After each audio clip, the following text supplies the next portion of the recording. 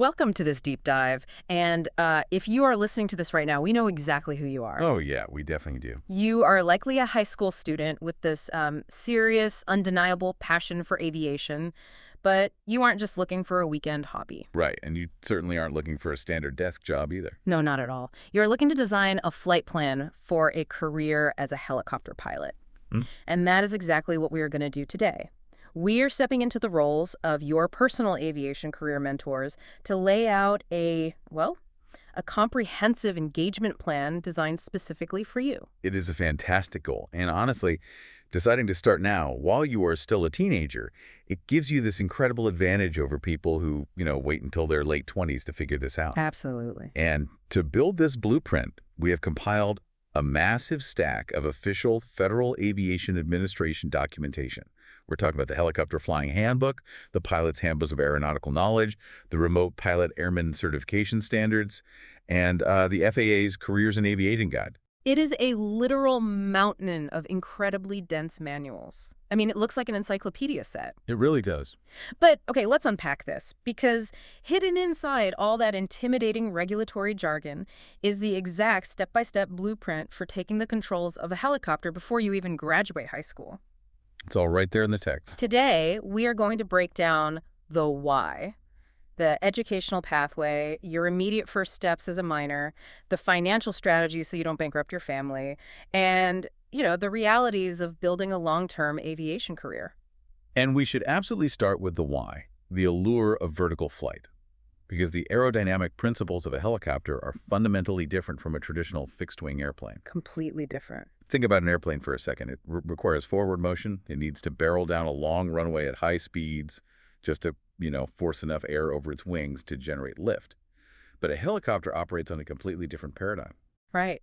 I was reading through the aerodynamics section, and I honestly couldn't believe how it kind of cheats physics. The manuals point out that the word helicopter itself actually comes from Greek words meaning helical wing or rotating wing. Yes, helico and pteron. Exactly. So instead of the whole aircraft needing to move forward to push air over a wing, the wing itself is revolving through the air. The engine spins the blades generate lift, and you just go straight up. Exactly. And that specific mechanic, that rotating wing, it allows the helicopter to do things that airplanes simply cannot do. It enables missions that are impossible for any other vehicle on Earth. Like what? Well, when you look at the specialized missions detailed in the Helicopter Flying Handbook, you really start to understand why vertical flight is so vital to modern society. Take search and rescue, for example. Oh, man, the search and rescue stuff is wild. You aren't just flying from airport A to airport B. Not at all. Yeah. You might be executing what's called a pinnacle approach. Imagine trying to land a machine on a tiny, jagged mountain peak, with winds just howling around you, just to extract a stranded hiker who has a broken leg. That is intense. Or consider firefighting operations.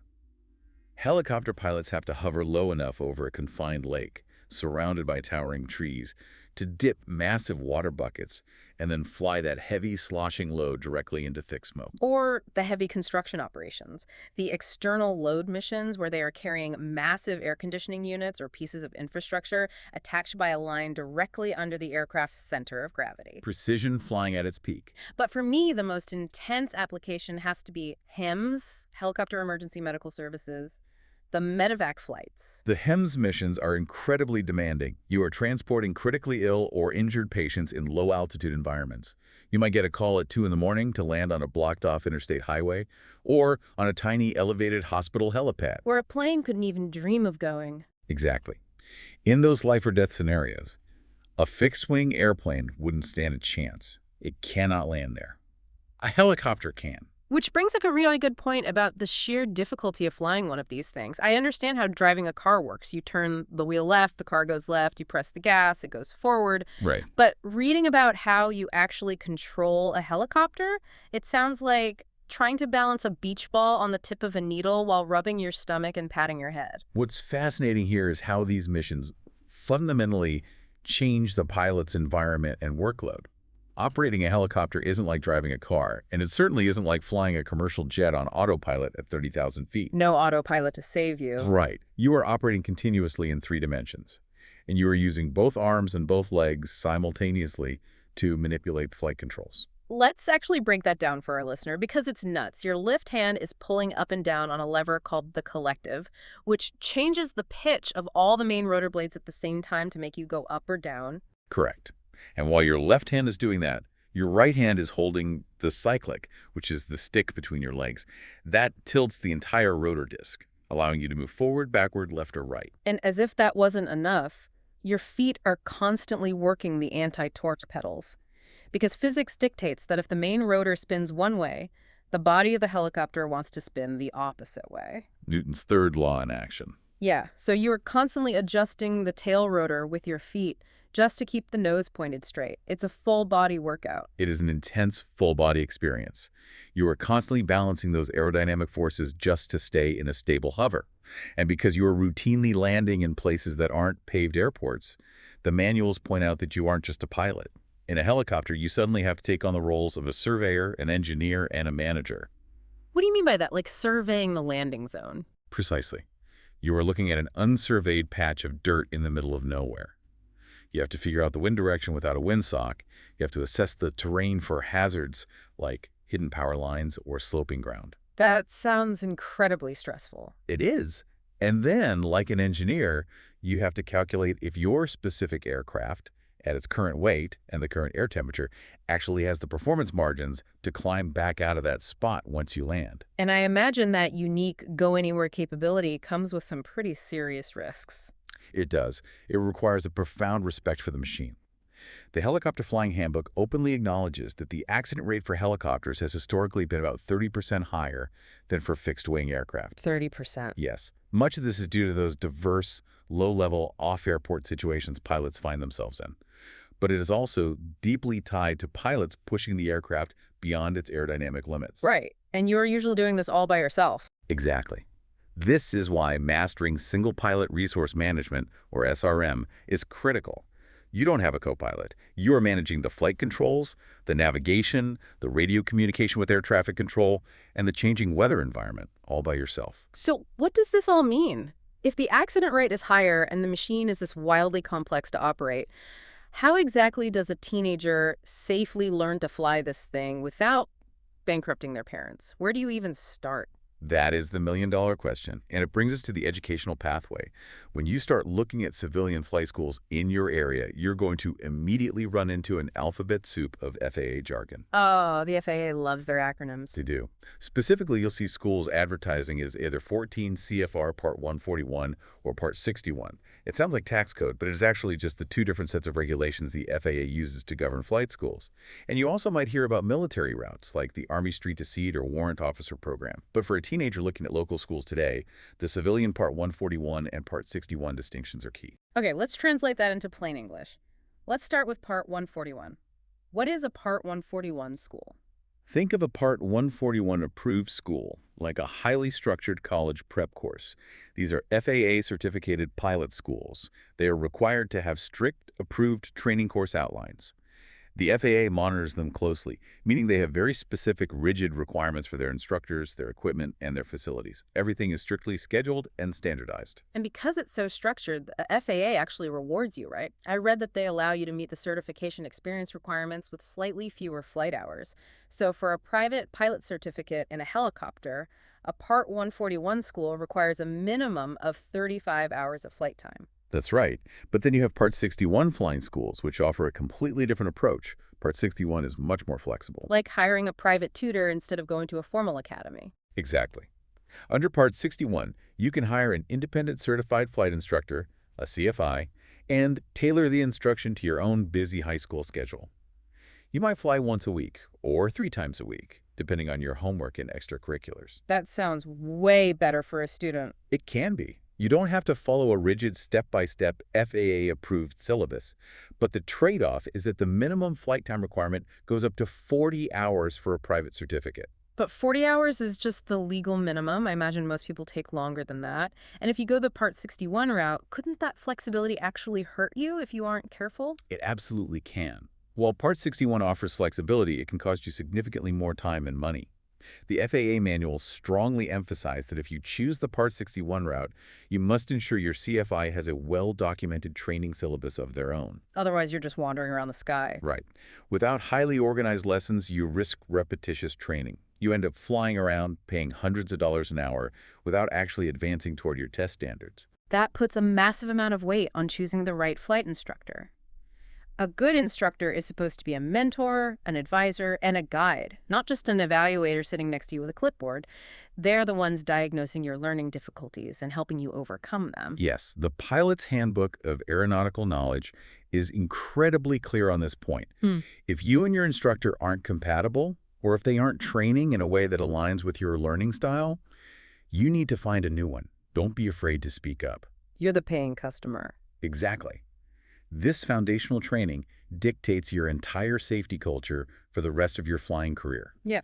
If your instructor cuts corners, you will learn to cut corners. Okay, so we know how to choose a school. Now let's map out the actual milestones for you, the listener, right now as a teenager. Because I think the most common misconception out there is that you have to wait until you are a legal adult, 18 years old, to start flying. That is a huge misconception. The age advantage is actually heavily in your favor. It really is.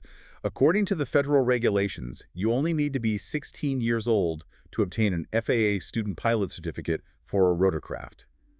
And just as a fun fact, if you are interested in flying gliders or hot air balloons, it is incredibly just 14 years old. That blows my mind. That means you can legally fly a helicopter by yourself, totally solo, before you can legally drive a car by yourself in many states. It's a huge responsibility. But before our listener rushes out and empties their savings account on finding a local discovery flight, there is a massive piece of mentor advice we need to share regarding medical clearance. Yes. The medical certificate priority, this is crucial. Before you spend a single dollar on actual flight training in a helicopter, you need to secure your aviation medical certificate. Why? Can't you just get it later? You don't want to risk it. You do this by applying electronically via the FAA's MedExpress system online. Then, you schedule a physical examination with an FAA-authorized aviation medical examiner, an AME. So a specific flight doctor. Right. It is a specialized but relatively straightforward physical exam to ensure you don't have any disqualifying conditions, like certain vision issues or cardiovascular problems. It is completely normal to be a little nervous about it, but you absolutely must get it done first. You do not want to invest thousands of dollars and hundreds of hours into training only to discover a medical issue that permanently limits your flight privileges. Get that cleared first. It's step one. But here's where it gets really interesting. There is a massive shortcut available to high schoolers that builds your aviation resume, knocks out huge chunks of ground school, and gets you into the FAA system for a fraction of the cost.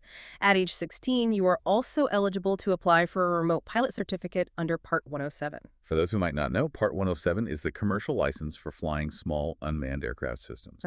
Drones. Now I know what you're thinking. I want to fly helicopters, not toy drones. Why are we talking about drones? Because it is a brilliant strategic life hack for a teenager. To get that Part 107 drone certificate, you have to pass an aeronautical knowledge test at an official FAA knowledge testing center. And the material on that written test forces you to learn the exact same national airspace system that manned helicopter pilots use. Oh, wow. So you are learning the real deal airspace. Exactly. You will learn the difference between Class B airspace, which is the super busy, highly controlled airspace around major international airports, down to Class G airspace, which is uncontrolled. You will learn how to read aviation routine weather reports, or METARs, which look like a totally foreign language until you study them. They really do look like random letters and numbers. They do, but you will understand temporary flight restrictions and master the operating rules of the sky. Plus, to even take the test, the FAA loves its acronyms. You have to create an account in their online portal. It's called the Integrated Airman Certification and Rating Application System, IACRA for short. And when you register, the system generates your official FAA tracking number, your FTN. That is basically your lifetime pilot ID number. So think about the advantage here. At 16 years old, by studying for and passing a relatively inexpensive written test for drones, you were officially in the FAA system. You hold a real federal airman certificate, and you have already mastered a huge chunk of the intense ground school knowledge you will need for your manned helicopter license. Your future flight instructor will be blown away that you already know how to read an aeronautical chart. It is the ultimate head start, but we do need to address the elephant in the room, and that is the financial strategy. Let's be real, helicopter flight training is undeniably expensive. Helicopters are highly complex machines with life-limited parts. Very expensive parts. Every rotor blade, every transmission gear has a strict expiration date, and their hourly operating costs reflect that. It can be hundreds of dollars an hour. So how does a high schooler afford this? It is a hurdle, but the FAA Airman Certification Standards provide a clear, authorized strategy to mitigate these costs, and that is the use of flight simulators. Right. The manuals talk about flight simulation training devices, FSTDs, and aviation training devices, ATDs, basically really high-end gaming rigs approved by the FAA. That's a great way to picture it. If you are training at an approved school, the FAA actually allows you to credit a specific maximum amount of simulator time toward your Part 61 or Part 141 experience requirements. That is huge. So you can log legal flight hours without paying for the helicopter gas and maintenance. Exactly. Utilizing programs like SIA Sim or other high-quality simulators allows you to build the critical muscle memory required for that complex, simultaneous four-limb coordination of hovering we talked about earlier. All from a chair on the ground. Yes. You can practice engine failure, emergency procedures, instrument scanning, and talking to air traffic control on the radio in a safe, zero-pressure environment. And you do it at a fraction of the hourly cost of the actual aircraft.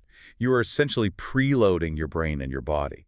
So when you do finally get into the real expensive helicopter, every single minute of that flight time is highly productive because you already know what to do. And when it comes to paying for the rest of that actual flight time, you shouldn't just rely on savings from a part-time job or taking on massive loans.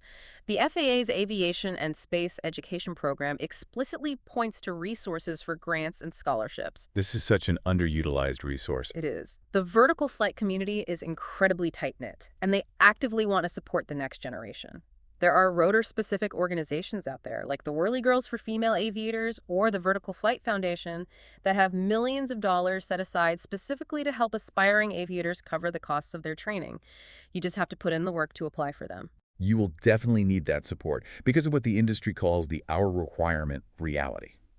Earning your private pilot certificate at 35 or 40 hours is an amazing milestone, but it's just the beginning. It's basically a license to learn. To actually get a commercial job flying helicopters, you need more hours. And if your ultimate goal is to become an airline transport pilot in ATP, you need 1,500 hours of flight time. 1,500 hours. If you are paying hundreds of dollars an hour, bridging that massive gap from a newly minted private pilot to a highly employable commercial pilot sounds impossible. How do people do it? The Careers in Aviation Guide shows us the primary, proven path. Take a look at the educational requirements for a certified flight instructor. It only requires a high school diploma. So the strategy is this.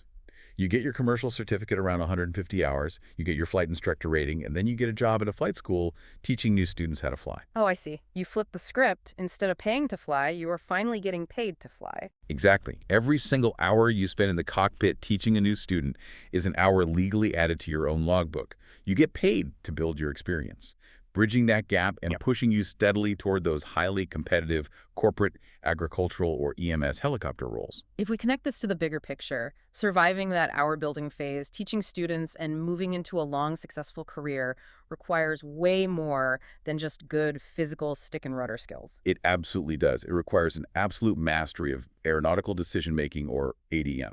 It's all about how your brain processes risk. The manuals introduce a vital everyday tool for this called the PAVE checklist. PAVE. It stands for Pilot, Aircraft, Environment, and External Pressures. Okay, let's break down PAVD. Pilot means assessing your own physical and mental readiness before you even step on the tarmac. Are you tired? Are you stressed about a high school exam? Are you dehydrated? Correct. Aircraft means ensuring the helicopter is actually capable of the specific mission you are asking it to do today, given its weight and the altitude. Environment covers everything from incoming thunderstorms to the tricky terrain of the landing zone. And the last one, external pressures. I read that this is one of the biggest killers in aviation. It's the dangerous desire to just get the job done, or what pilots call get their itis. It's when you have passengers waiting or a boss rushing you and you decide to fly even when the weather conditions are deteriorating. And in a helicopter, poor decision-making and ignoring those environmental factors can lead you into incredibly specific, highly dangerous aerodynamic hazards. A prime example detailed extensively in the Helicopter Flying Handbook is something called the vortex ring state. It was formerly known as settling with power. I was reading about the vortex ring state, and it is honestly terrifying. What exactly is happening to the air around the helicopter when this occurs? It happens when a helicopter descends vertically, too quickly, into its own downwash while using engine power. Normally, the main rotor pushes air down to keep you up. But if you descend into that dirty, disturbed air, the tip vortices, the swirling tornadoes of air at the very ends of the rotor blades, become massively enlarged. It's like the helicopter is essentially wasting all of its engine power just circulating air in a giant continuous donut pattern around the rotor system. Yeah, You aren't pushing air down anymore, you're just churning it in a circle. exactly. You lose your lift and you start falling fast. And the craziest part is human instinct. If you are falling, your natural instinct is to pull up on the collective and add more engine power to stop the descent, right? Right, but in a vortex ring state, pulling more power actually makes the stall significantly worse. You just feed more energy into that swirling donut of air, and your rate of descent increases dramatically. So how do you survive it? To recover, you have to fight your instincts and execute counterintuitive maneuvers. A common method is the Vouchard recovery. Instead of pulling up, you actually use lateral cyclic thrust. You push the stick sideways while manipulating the tail rotor pedals to forcefully slide the helicopter sideways out of that column of dirty vortex air and back into clean, undisturbed air where the blades can grip again. That is wild. It is. And understanding these complex aerodynamics, recognizing the specific conditions that cause them, like descending too fast with a tailwind, and having the mental discipline to avoid them entirely, is what separates an amateur student from a true professional. Your mentality, your risk assessment, and your maturity are just as important as your funding. So let's review your personalized flight plan. Step 1. Get your medical clearance via the FAA MedExpress system and an AME, so you know without a doubt you are legally clear to fly. Don't skip that step. Step 2. Take advantage of your age. You don't have to wait. Knock out that Part 107 drone exam at 16 to master the airspace, learn the weather, and get your official FAA tracking number in the IACRA system. Step 3. Choose carefully between a highly structured Part 141 school or a flexible Part 61 school, ensuring you find an instructor who acts as a true mentor, not just a grader. Your CFI is everything. Step 4. Leverage authorized FAA simulators to save thousands of dollars while building your 3D muscle memory. And Step 5. Actively seek out rotor-specific aviation grants and scholarships to fund your path toward becoming a CFI, where you can finally bridge that gap to 1,500 hours while getting paid to fly. It is a challenging path that requires intense dedication, rigorous study, and a profound respect for both the aircraft and the environment. But I can promise you the vertical flight community is incredibly supportive. They want you to succeed. And the career you are aiming for offers experiences and a sense of freedom you literally cannot find anywhere else on Earth. It's time to take that first real step. Look up a local flight school near you and book a discovery flight. Get your hands on the real controls, feel the aircraft lift effortlessly into a hover, and see if this is truly the path for you. We know you can do it. This raises an important question, something for you to think about long after this deep dive ends. Consider the intense four-limb, three-dimensional coordination required to simply hover a helicopter. Combine that with the constant, multi-layered risk assessment needed to survive off-airport landings in shifting winds. How might mastering that incredibly demanding environment actually rewire your developing teenage brain?